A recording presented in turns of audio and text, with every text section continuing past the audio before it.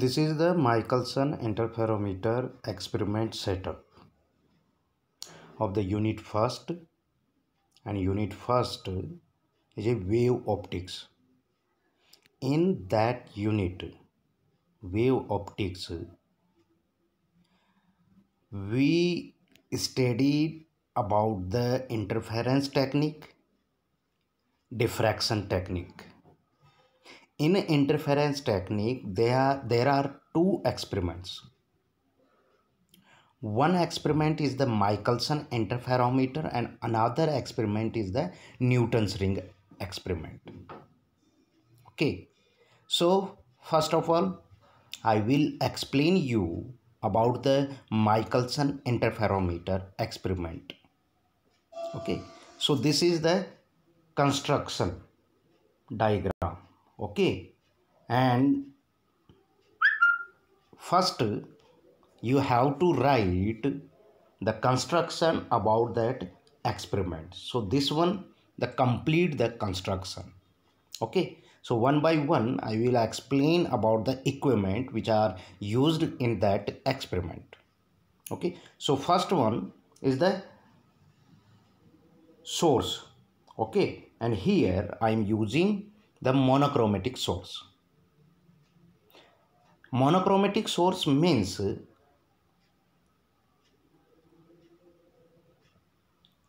it has a single wavelength lambda. Okay, so which source has the single wavelength, that source is called the monochromatic source. And here you can use the monochromatic source as a sodium light source. Okay, so you see in our laboratory there we use the sodium source for the Newton's ring experiment setup as well as Michelson interferometer setup. Okay, now next is L1 is the convex lens. Okay, और ये जो convex lens है वो convex lens क्या करता है, जो incoming light rays है, ये इनकमिंग लाइट रेज है. ओके, इन इनकमिंग लाइट रेज को पैरेलल करता है. ओके, तो ये इसका यहाँ पर यूज है कॉन्वेक्स लेंस का. Now another device is the beam splitter. तो ये बीम स्प्लिटर कहलाता है, this one. Got it my point. And beam splitter का क्या है कि ये जो इसका इनर सरफेस है, ये इसका इनर सरफेस है. ओके, और ये इसका फ्रंट सरफेस है दैट साइड. ओके, तो इनर सरफेस जो है वो पार्शियली सिल्वर्ड होता है. ओके, कोटेड होता है, पार्शियली कोटेड होता है by the silvered. That's why it is called the it is also called the आप silvered glass plate. Beam splitter को हम आप सिल्वर्ड ग्लास प्लेट भी कहते हैं. ओके, तो ये बीम स्प्लिटर, इसका काम क्या है, ये beam splitter incoming light rays को दो पार्ट में डिवाइड करता है. एक जो लाइट रे है, दैट लाइट रे is transmitted and moving toward the mirror M2 and another light रे is reflected which is moving toward the mirror M1. तो ये इस प्रकार से दो लाइट रे में डिवाइड करता है. ओके, तो that's why it is called the splitter. Divide करता है ये, तो इसको स्प्लिटर कहते हैं. Got it my point. Now next जो डिवाइस है वो है कंपनसेटिंग ग्लास प्लेट. तो ये कंपनसेटिंग ग्लास प्लेट है. ओके, तो इस कंपनसेटिंग ग्लास प्लेट को हम यहाँ पर पाथ को इक्वल, ऑप्टिकल पाथ को इक्वल करने के लिए यूज करते हैं. ओके, ऑप्टिकल पाथ का मतलब क्या है, इट मीन्स यहाँ पर आप देखिए, इस पॉइंट पर देखिए, इस पॉइंट से जो लाइट रे है वो मिरर M1 की तरफ जो मूव कर रही है वो इस बीम स्प्लिटर में से पास हो रही है. ओके, और ये जब रिफ्लेक्ट बैक होगी, वापस इधर आएगी इस मिरर से रिफ्लेक्ट करके, तब भी इस पॉइंट तक आने में, यहाँ इस पॉइंट पर आने में इसी बीम स्प्लिटर को अगेन क्रॉस करेगी. ओके, तो यहाँ पर कितनी बार क्रॉस कर रही है इसको, एक बार इसको मिरर M1 की तरफ जाते वक्त और सेकंड टाइम में वापस रिफ्लेक्ट होते वक्त. तो 2 times दैट लाइट रे pass through the beam splitter. Okay, अगर मैं ये कंपनसेटिंग ग्लास प्लेट यूज नहीं करता हूँ, ओके, सपोज आप यहाँ पर इमेजिनेशन करिए कि यहाँ पर कोई कंपनसेटिंग ग्लास प्लेट नहीं है, तो यहाँ अगर कंपनसेटिंग ग्लास प्लेट नहीं है तो इस पॉइंट से ये लाइट रे सीधी मिरर पर आएगी और फिर वापस मिरर से वापस रिफ्लेक्ट बैक होके यहाँ पर इसी पॉइंट पर आए। तो इस बीम स्प्लिटर में से ये जो ट्रांसमिटेड लाइट रे है वो एक बार भी पास नहीं हो रही है। ओके, तो यहाँ पर ऑप्टिकल पाथ जो डिफरेंस है वो इक्वल नहीं है। तो ऑप्टिकल पाथ डिफरेंस को इक्वल करने के लिए मैं ये कंपनसेटिंग ग्लास प्लेट को यूज करें। ओके, तो ऑन द ट्रांसमिटेड लाइट रे पाथ, जो ट्रांसमिटेड लाइट रे है उसके पाथ पे हम इस कंपनसेटिंग ग्लास प्लेट को यूज करेंगे। Got in my point? Okay, तो यहाँ पर ये इसका ये यूज है। नाउ ये जो मिरर है M2 ये फिक्स्ड मिरर है। ओके, इसके पीछे ये स्क्रू है तो इससे ये टाइट है तो it can not be moved. Got in my point? Now ये जो मिरर है इस मिरर को हम मूवेबल मिरर कहेंगे, M1 मिरर को। ओके, मूवेबल मीन्स है कि it can be moved toward the beam splitter and away from the beam splitter. Okay, in horizontal direction.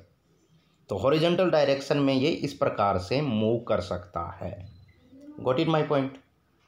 Okay, so this one जो mirror है M1 जो है वो एक मूवेबल मिरर की तरह ये यहाँ पर अपन यूज़ करेंगे। ओके, नाउ अगेन जो है वो यहाँ पर ये कॉन्वेक्स लेंस है L2। ओके, जो कि इनकमिंग जो लाइट रे है जो पैरेलल आ रही है उनको अगेन एक पॉइंट पर फोकस करने के लिए, टेलीस्कोप पर फोकस करने के लिए यहाँ पर अपन इस मिरर इस कॉन्वेक्स लेंस L2 को यूज कर रहे हैं।